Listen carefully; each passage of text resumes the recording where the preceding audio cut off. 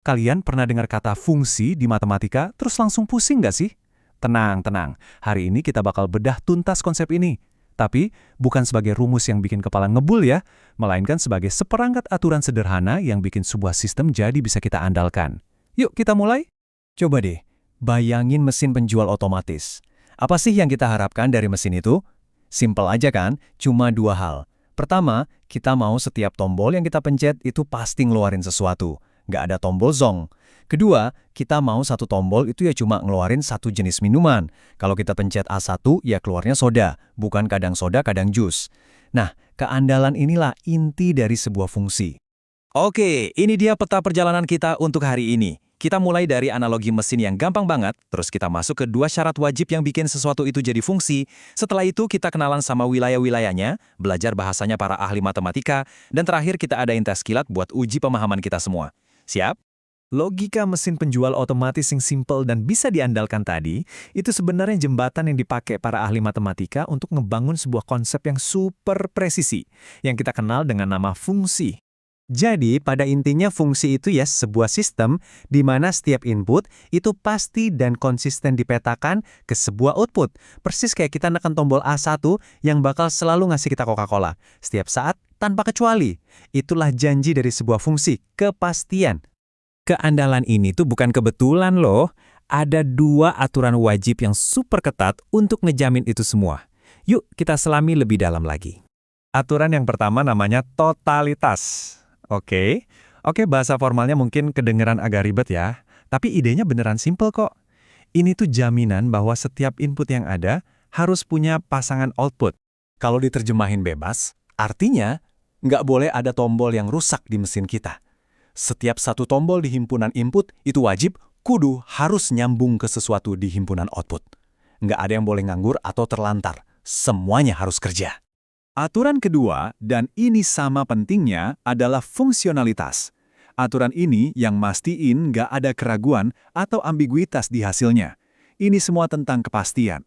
Balik lagi ke mesin kita. Ini artinya satu tombol yang sama nggak bisa ngeluarin Coca-Cola hari ini terus besok ngeluarin Sprite. Kalau kamu pencet A1, ya hasilnya harus selalu sama. Satu input, tepat satu output. Itulah fungsionalitas, nggak boleh pelin-pelan. Coba lihat gambar ini. Ini visualisasinya sempurna banget. Lihat deh, yang di sebelah kiri. Setiap input cuma punya satu panah keluar. Rapi kan? Nah, sekarang lihat yang sebelah kanan. Lihat input yang paling atas itu.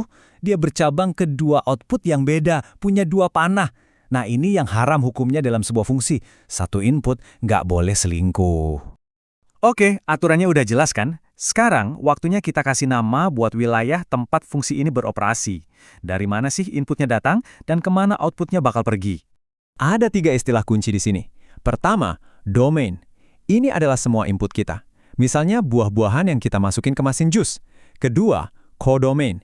Ini adalah semua kemungkinan outputnya. Kayak semua jenis jus yang bisa dibuat sama mesin itu. Dan yang terakhir, range. Ini adalah output yang beneran keluar dari input yang tadi kita kasih. Biar makin nempel, kita pakai contoh matematika ya. Misalnya input kita atau domainnya adalah angka 1, 2, 3.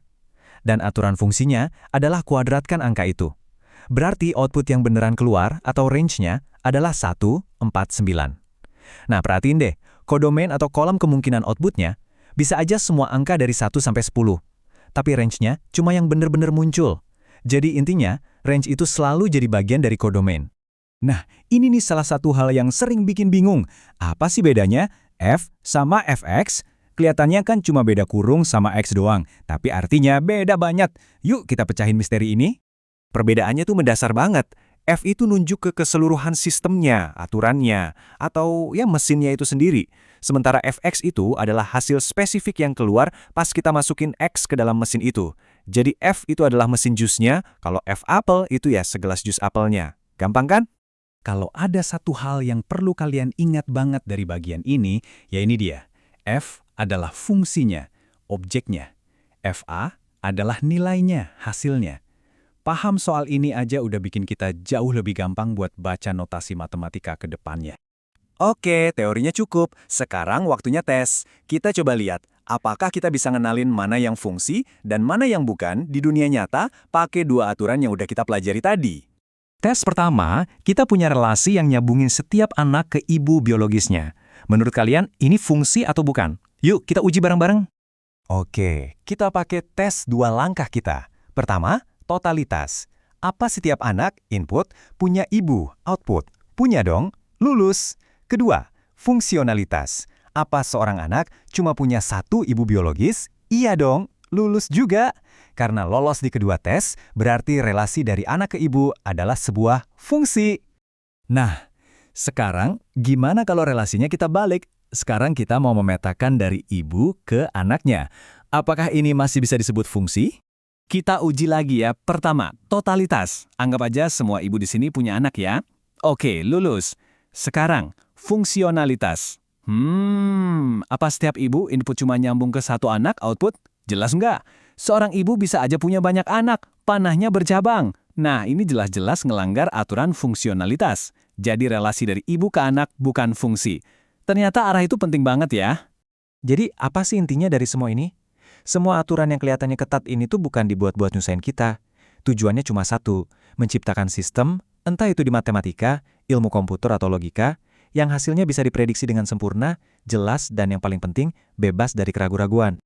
Oke, sebagai penutup, aku punya tantangan nih buat kalian. Coba pikirin hubungan antara orang dan tanggal lahir. Mana yang merupakan fungsi? Dari orang ke tanggal lahir atau sebaliknya? Coba deh pakai tes totalitas dan fungsionalitas tadi buat cari tahu jawabannya. Sampai ketemu di pembahasan berikutnya.